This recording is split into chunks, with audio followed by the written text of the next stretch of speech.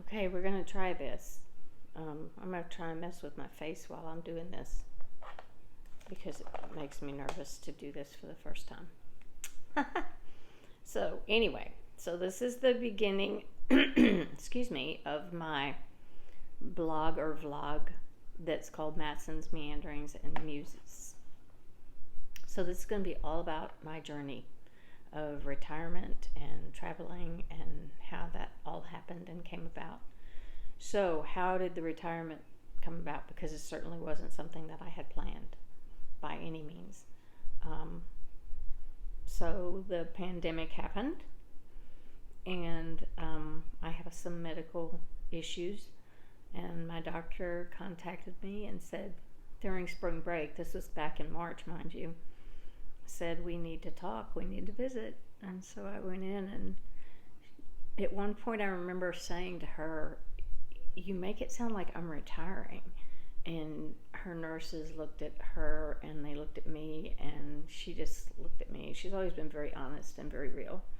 And she said, give it a couple of weeks and we'll revisit. And so I was like, oh my gosh. And so it still, I don't think had really hit me when I left her office that day.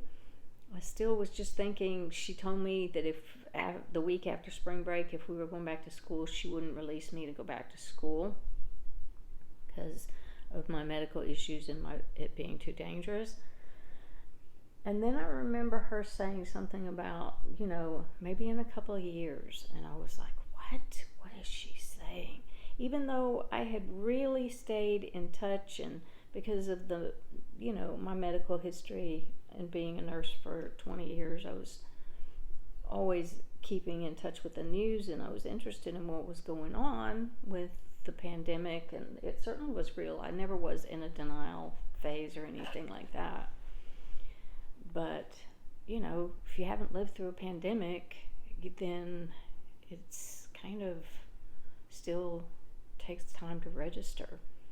I do believe I was ahead of some people in it registering. I mean, I kind of knew when we went on the spring break that we might not be back. I remember telling people that. So anyway, gave it another week or two, I guess. School was postponed, and they were doing it in little segments. We wouldn't be back until this and this and this. And so in a couple of weeks, I talked to her again, and I was like, okay, I guess I'm going to have to really consider this. And she said, again, maybe in a couple of years you can go back, but it's just not going to be something you can do right now. So that was kind of like, okay. That was kind of a shock. Didn't see that coming. And I was totally unprepared. So I just started doing the research, which is what I always do.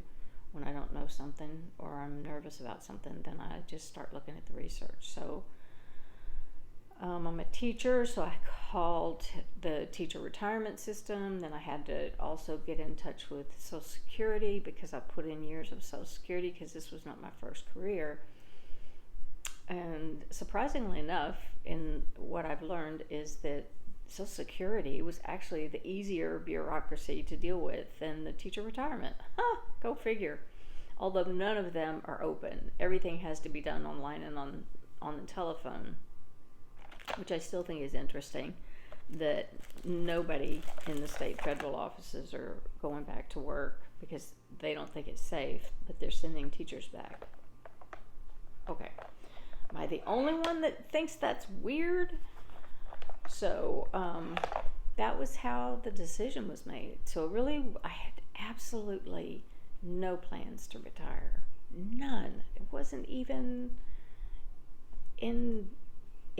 close. It wasn't something that I was even entertaining. Not at all. In fact, I kept telling people, people sometimes ask me, like, I guess they think I'm old enough.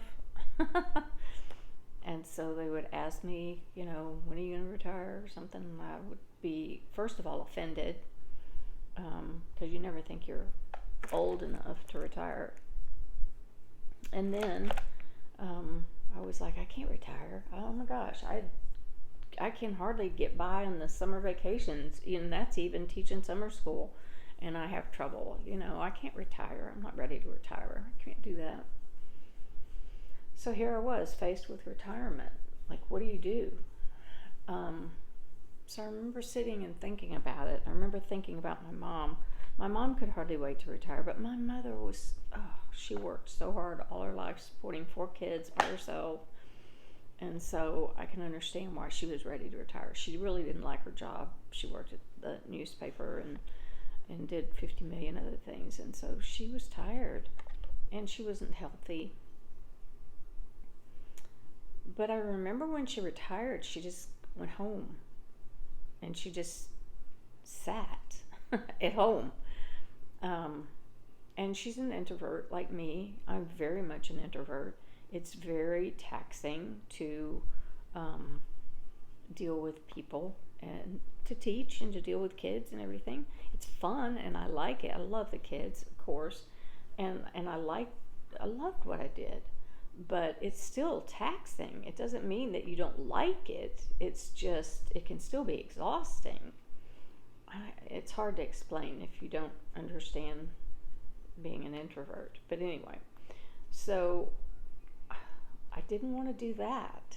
I didn't want to go home, just go home and sit. So at that point, kind of at the same time that I had that thought, I remembered what I had always said. I had always said that if I retired, I was going to throw the animals in an RV and hit the road. And so I was like, wow, okay, if I have to quarantine, let's do it on my terms, where I want, how I want. I had always said that if I landed anywhere, I was going to land at the beach. So that would give me an opportunity to land at the beach, but I wouldn't have to stay, in South Texas for these summers that I'm becoming less and less tolerant of. So I started looking at that, and it became extremely doable and viable.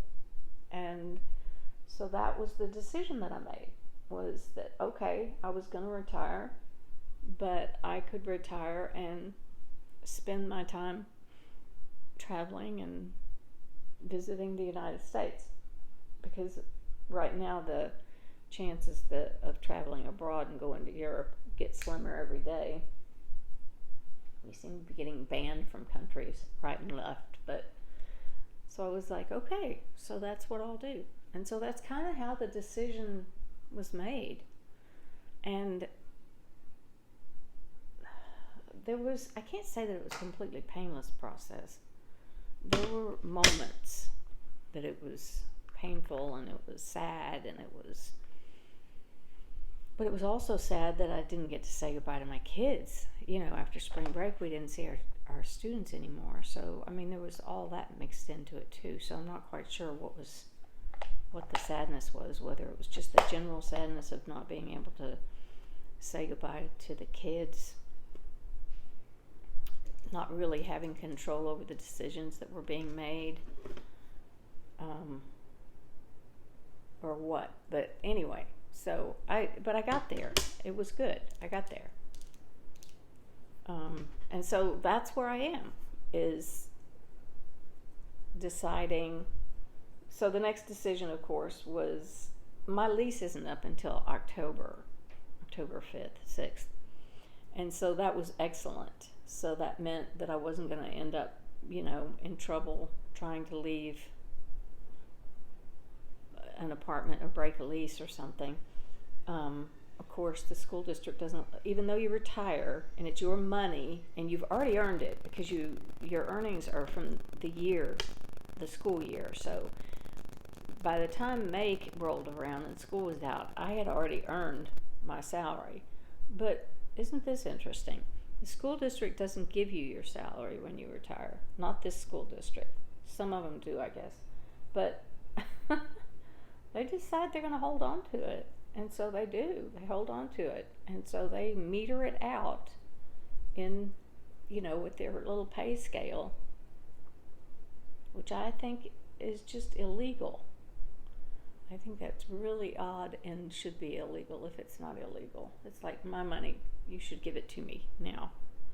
But anyway, it doesn't really matter.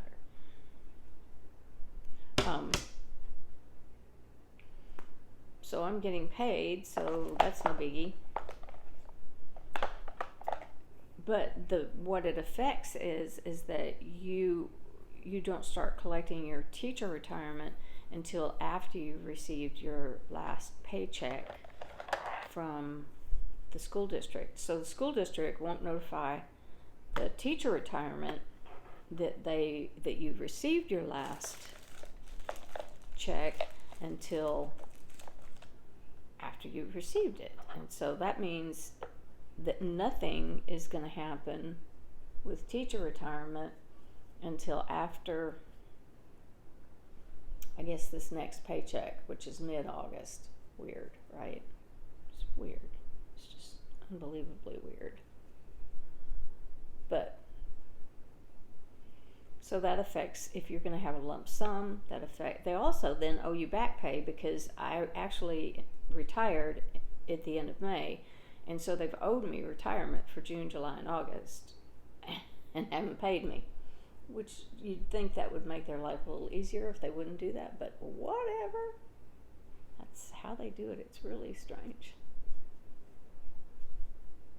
So, anyway, so that's kind of where I am.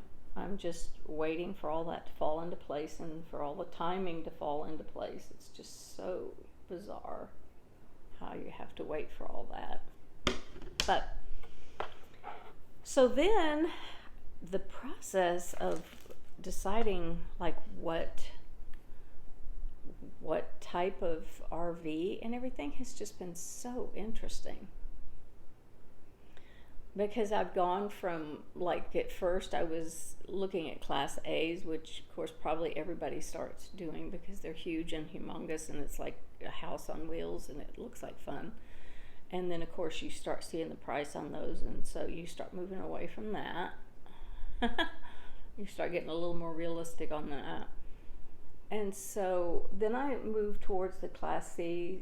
Actually went and saw some where there's a place outside of Houston where you can go and there's no salespeople.